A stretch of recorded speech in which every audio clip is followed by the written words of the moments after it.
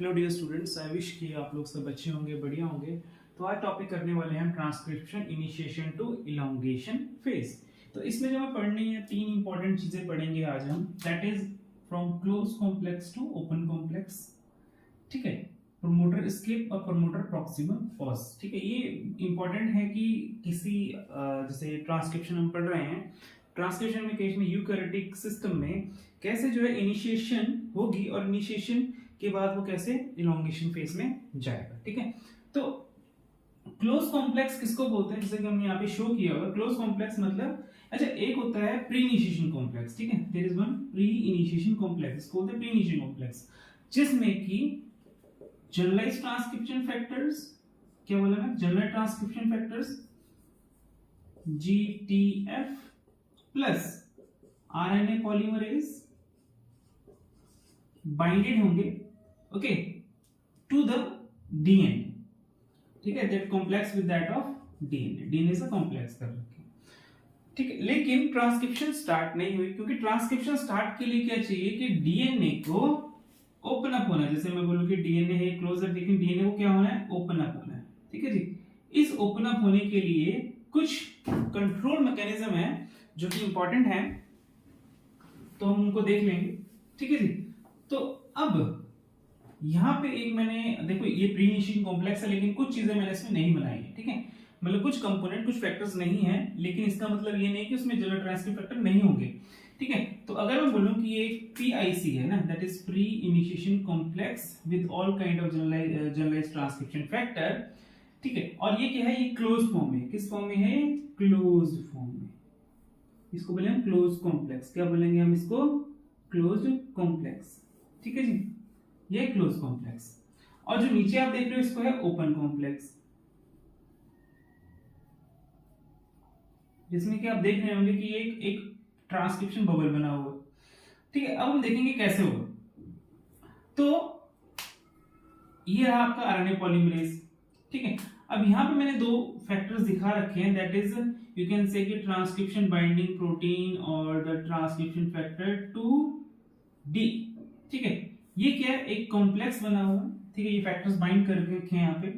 अब ये जो फैक्टर्स हैं ये टाइटली बाइंड क्यों है, और ये फैक्टर्स क्या करते हैं, बाइंड करते हैं, यहाँ पे क्या करते हैं कि कुछ टिल्ट बेंडिंग देंगे, है ना, they give the bending, bend कर देंगे DNA को, ठीक है जी। अब यहाँ पे एक फैक्टर है, अच्छा, एक बहुत ही important factor, that is transcription factor, that is transcription factor 2H, transcription factor 2H। ये ट्रांसक्रिप्शन फैक्टर 2H है, इसकी टोटल 10 सब यूनिट्स हैं। कितनी है इसकी टोटल सब यूनिट्स, 10, जिसमें कि 7 जो हैं, 7 के हैं कोर सब यूनिट है, और जो 3 हैं वो है काइनेज। काइनेज मतलब फॉस्फोराइलेशन, ठीक है। अब इसमें जो इंपॉर्टेंट है मैं वही लिख रहा हूं, बाकी नहीं लिखूंगा, दैट इज XPB। इसमें जो इंपॉर्टेंट है मैं लिखूंगा CDK7, ठीक है। तो ये जो दो हैं ये इंपॉर्टेंट है, इन्हीं को हम पढ़ेंगे। अब ट्रांसक्रिप्शन फैक्टर 2H, जैसे मल्टी सब यूनिट है, ट्रांसक्रिप्शन फैक्टर 2H की एक सब यूनिट है, चलो हम सब यूनिट की बात करते हैं, जिसको हम बोलते हैं XPB। क्या बोला मैंने, XPB। वो सपोज कि यहां बाइंड हो रखी है, ठीक है। अच्छा, एक होती है ट्रांसक्रिप्शन स्टार्ट साइट, क्या बोला मैंने, ट्रांसक्रिप्शन स्टार्ट साइट की, जहां से ट्रांसक्रिप्शन होगी। दूसरा मैंने बोला डाउनस्ट्रीम, ठीक है। तो ये है डाउनस्ट्रीम, ठीक है। अगर मान लो कि यहां से ट्रांसक्रिप्शन स्टार्ट होगी, इसको बोलते हैं +1 रीजन। इसके पीछे हम बोलेंगे इसको अपस्ट्रीम, क्या बोलेंगे हम इसको, अपस्ट्रीम। डाउनस्ट्रीम, अपस्ट्रीम और प्लस साइड जहां से ट्रांसक्रिप्शन स्टार्ट होगी, ठीक है जी। जो XPB है, ट्रांसक्रिप्शन फैक्टर 2H का एक सब यूनिट, वो कहां बाइंड किया है, डाउनस्ट्रीम में। जो ट्रांसक्रिप्शन फैक्टर 2B और 2H ये बाइंड कर रखे हैं अपस्ट्रीम में, किसके, पॉलीमरेज के, और एक है टाइटली है ना, टाइटली बाउंडेड। अब इस XPB की कुछ प्रॉपर्टीज हैं। पहली प्रॉपर्टी इसकी क्या है, ATPase, हेलिकेज भी बोल सकते हैं, ठीक है। और प्रॉपर्टी इसकी है translocase 5' 3 dash translocase, okay, translocase activity. ठीक है जी। अब यहां पे थोड़ा ध्यान देंगे, किस पे ध्यान देंगे, इस कॉम्प्लेक्स पे ध्यान देंगे। ठीक है, जो रिक्वायर्ड रखता हूं, बाकी हम रिमूव कर देते हैं। ठीक है जी। अब ये जो एक्सपीबी है, इसकी कौन सी एक्टिविटी बताई मैंने आपको, ट्रांसलोकेज एक्टिविटी। कौन सी एक्टिविटी बताई, ट्रांसलोकेज। तो ये 5 डैश टू 3 डैश क्या करेगा, ट्रांसलोकेज करेगा। किसको, स्ट्रैंड्स, मतलब डीएनए स्ट्रैंड को ये मूव करेगा, क्या करेगा, रील इन, मतलब उसको लेके पुश देगा। ठीक है, कि इसकी एक्टिविटी क्या करेगा, डीएनए को, देखिए डीएनए को क्या कर रहा है, वो इस तरफ मूव करा रहा है। ठीक है, डीएनए को इस तरफ मूव करा रहा है, कहां, 5 to 3 डायरेक्शन में लेके जा रहा है। ठीक है, और यहां पे ये टाइटली पैक है कि डीएनए जो है टीबीपी और टीएफ2डी कॉम्प्लेक्स है, टाइटली पैक है, ये कर रहा है, ये हिलने नहीं दे रहा। ठीक है, यहां से बाइंडेड है और यहां से फोर्स लग रही है, तो क्या होगा, ठीक है, तो क्या होगा कि कुछ इस तरह का स्ट्रक्चर बनेगा कि डीएनए जो है ओपन हो जाएगा एक साइट में। ठीक है, जिसको ट्रांसक्रिप्शन स्टार्ट साइट बोलते हैं, वहां पे ओपन हो जाएगा। और इस ओपन होने में जो हमारे पास टेम्पलेट डीएनए, क्या बोला मैंने, टेम्पलेट डीएनए है, ये टेम्पलेट डीएनए कहां मूव कर जाएगा, into the cleft of RNA polymerase. Cleft मतलब एक्टिव साइट में चले जाएगा। ठीक है, कौन सा, टेम्पलेट। तो मान लो सपोज कि मैं बोलूं कि ये क्या है, एक टेम्पलेट है। क्या है ये, टेम्पलेट। ठीक है, अच्छा, दूसरी प्रॉपर्टी मैंने पढ़ी, जो एक्सपीबी है, इसकी एटीपी इसकी प्रॉपर्टी है। जो ये एक्टिविटी है कि डीएनए को पुश करना, ठीक है, धक्का लगाना, कहां पे, आरएनए पॉलीमरेज, मतलब एक 5 डैश 3 डैश को पुश करेंगे। ठीक है, तो क्या होगा कि मतलब अपस्ट्रीम ही बोल सकते हो कि अपस्ट्रीम उसको पुश कर रहा है, किसकी मूवमेंट किधर है, इस तरफ मूवमेंट है। ठीक है, उस वजह से क्या हुआ, ये डीएनए ओपन हो गया। तो इस एक्टिविटी के लिए चाहिए एटीपी, एनर्जी। तो वो एनर्जी कहां से मिलेगी, due to the activity of this XPB ATPase, जो कि हाइड्रोलाइसिस करेगा एटीपी को, ताकि ये एक्टिव, मतलब ये जो है हो सके। ठीक है, मतलब कि ये जो मूवमेंट है डीएनए की हो सके। ठीक है जी। अब ये तो रही ओपन कॉम्प्लेक्स की बात। ठीक, अब इसमें एक फैक्टर और है। ठीक है, उस फैक्टर को हम बोलते हैं ट्रांसक्रिप्शन फैक्टर। मान लो कि मैंने यहां बना दिया एक फैक्टर, इसको बोल दिया हम ट्रांसक्रिप्शन फैक्टर 2b। क्या बोला मैंने, 2b। और इसकी क्या है, एक यूनिट है जिसको हम बोलते हैं, अच्छा ये सेम हो गया, चलो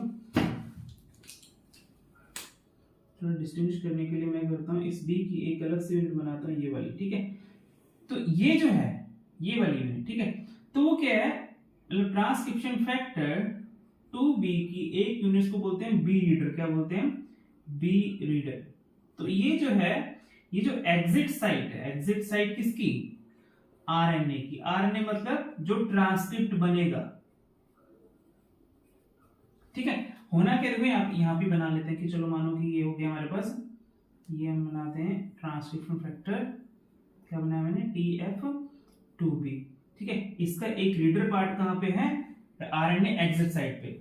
अब आरएनए एग्जिट साइट के, देखिए आरएनए पॉलीमरेज जो है उसके क्या होते हैं, प्रॉपर चैनल्स होते हैं कि कहां से डीएनए एंटर करेगा, कहां से एग्जिट करेगा। ठीक है, वो भी देख लेते हैं।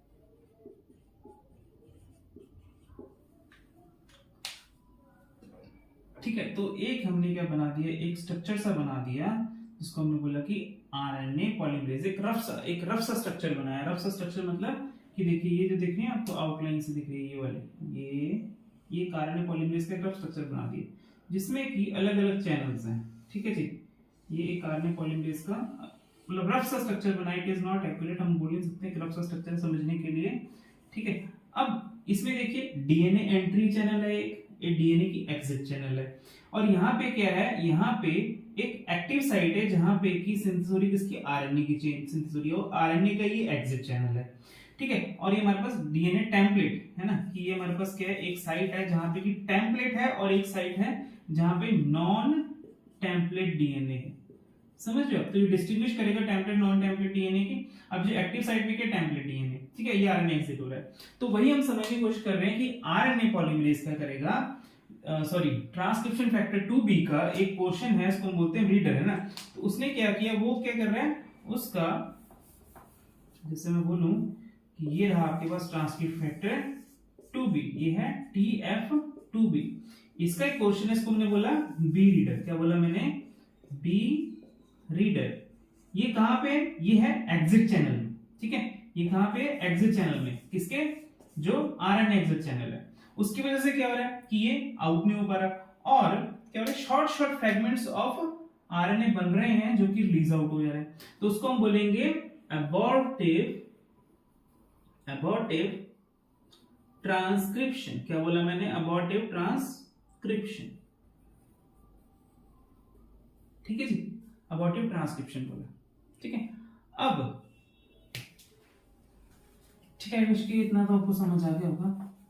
अब जिसे हमने पढ़ा कि क्लोज टू ओपन कॉम्प्लेक्स है ना, अब क्लोज टू ओपन कॉम्प्लेक्स के बाद क्या है, प्रमोटर क्लियरेंस करनी। क्या करना है, प्रमोटर क्लियरेंस, कि आरएनए पॉलीमरेज को हमें प्रमोटर साइड से मूव करके क्या, फॉरवर्ड मूव करेगा है ना, कि अगर मैं बोलूं कि ये जैसे ये डीएनए है, ठीक है, और ये हमारे पास ये आरएनए पॉलीमरेज। ठीक है, अब मैं क्या चाहता हूं कि आरएनए पॉलीमरेज फॉरवर्ड मूव करे है ना, वो आगे जो डीएनए के सीक्वेंस हैं इसको भी क्या करे, ट्रांसक्राइब करे। उसके लिए क्या, डीएनए को फॉरवर्ड मूव करना पड़ेगा। फॉरवर्ड मूव करने के लिए अगर मान लो ये मैं बोलूं कि प्रमोटर है, ये मैंने बोला प्रमोटर सीक्वेंस है, तो इसको छोड़ के आगे मूव करने इसको बोलते हैं प्रमोटर एस्केप। ठीक है, अब यहां पे जो है प्रमोटर एस्केप में जो प्रॉपर्टी आएगी वो आएगी CDK7 का मेजर रोल। ठीक है, जिसमें कि ये किसका है, ट्रांसक्रिप्शन फैक्टर 2H की एक सब यूनिट है। ठीक है, जैसे हम बोलते हैं कि 3 काइनेज है इसमें, उनमें से एक है, उसको बोलते हैं CDK7। ये CDK7 टारगेट करता है, किसका करता है, टारगेट, किसको टारगेट करेगा, ये C terminal domain of RNA polymerase. ठीक है, आरएनए पॉलीमरेज में क्या है, अच्छा जैसे हमने पहला लेक्चर पढ़ा था ट्रांसक्रिप्शन वाला, वो भी आप देख लेना, लिंक में डाल दूंगा। तो जो C टर्मिनल डोमेन है, ठीक है, आरएनए पॉलीमरेज का, उसको टारगेट करेगा CDK7। कहां टारगेट करेगा, क्या है कि एक हेप्टेड भी 7 रिपीट है ना, 7 रिपीट सीक्वेंसेस हैं, जो कि ह्यूमंस में मैंने बोला था कि 52 रिपीट्स हैं। ठीक है, जिसकी पोजीशन नंबर 2, 5 और 7 क्या प्रेजेंट है, सीरीन। क्या प्रेजेंट है, सीरीन। क्या प्रेजेंट है, सीरीन। ठीक है जी, तो ये जो है सी टर्मिनल डोमेन में अगर मैं छोटे छोटे बना दूं, ये मान लो कि एक है, एक ये रिपीट है, एक ये रिपीट है, एक ये रिपीट है, इस तरह से टोटल 52 रिपीट्स लगा लो है। ठीक है, अब क्या होगा कि इसमें, ठीक है, CDK7 किसका, ट्रांसक्रिप्शन फैक्टर H का, वो क्या करेगा, फॉस्फोराइलेट। कहां पे करेगा, it will target position number 5 और पोजीशन नंबर 7। ठीक है, तो CDK7 C terminal domain RNA polymerase का 5 और 7 जो सीरीन है उसको क्या करेगा, फॉस्फोराइलेट करेगा। ठीक है, अब फॉस्फोरिलेशन से होगा क्या, ठीक है, अब ये भी देख लेते हैं। क्या है आपके पास, डीएनए। ठीक है, अब यहां पे है हमारे पास आरएनए पॉलीमरेज, जिसकी सी टर्मिनल डोमेन इंटरैक्ट करती है कुछ मीडिएटर के साथ। ठीक है, मीडिएटर्स क्या हैं, कुछ प्रोटीन्स हैं ठीक है, जैसे मान लो कि मैंने बना दिया डीएनए, कुछ यहाँ पे सीक्वेंस होते हैं, कुछ प्रोटीन्स होते हैं, है ना, कुछ सीक्वेंस है यहाँ पे, इसको बोलते हैं एक्टिवेटर या फिर हमने बोल दिया रिप्रेसर। ठीक है, तो क्या है, कुछ मेडिएटर्स हैं, मेडिएटेड प्रोटीन्स है, क्या है, मेडिएटेड प्रोटीन्स। ठीक है, जो कि इनके साथ क्या कर रहे हैं, इंटरेक्ट कर रहे हैं, कि मान लो रिप्रेसर एक जो है, मतलब फॉर एग्जांपल हम बात कर रहे हैं कि ये कर रहे हैं, मीडिएटर क्या कर रहा है, रिप्रेसर के साथ बाइंड कर रहा है। ठीक है, अब क्या कर रहा है, जो मीडिएटर है ये आरएनए पॉलीमरेज के सी टर्मिनल के साथ क्या कर रहे हैं, बाइंड है। ठीक है, मतलब इंटरेक्ट कर रहे हैं। अब जैसे ही फॉस्फोराइलेशन हुई, कहां पे, फिफ्थ और सेवंथ पोजीशन पे किसने करी थी, ट्रांसक्रिप्शन फैक्टर, किसने, एच ने, उसकी जो CDK7 थी। ठीक है, अब किया तो क्या हुआ, इट विल लूज, कौन, जो सी टर्मिनल डोमेन है, इसकी जो एफिनिटी है फॉर मेडिएटर क्या हो जाएगी, लूज हो जाएगी, और ये क्या हो जाएगा, ये फ्री हो जाएगा, और उसके बाद क्या करेगा, आगे फॉरवर्ड मूव करेगा। ठीक है, अब जब फॉरवर्ड मूव कर रहा है, ठीक है, तो क्या होगा, ट्रांसक्रिप्ट बन रहे हैं, क्या बन रहे हैं, ट्रांसक्रिप्ट, मतलब आरएनए ट्रांसक्राइब हो रहा है। ठीक है, अब एक पोजीशन आएगी जब approximately 20 to 80 base pair RNA chain बन जाएगी, है ना, बेस पेयर आरएनए बन गई, तो उसके बाद क्या होगा, नेक्स्ट कंडीशन है that is promoter proximal pause. ठीक है, अभी भी देख लेते हैं ये क्या है।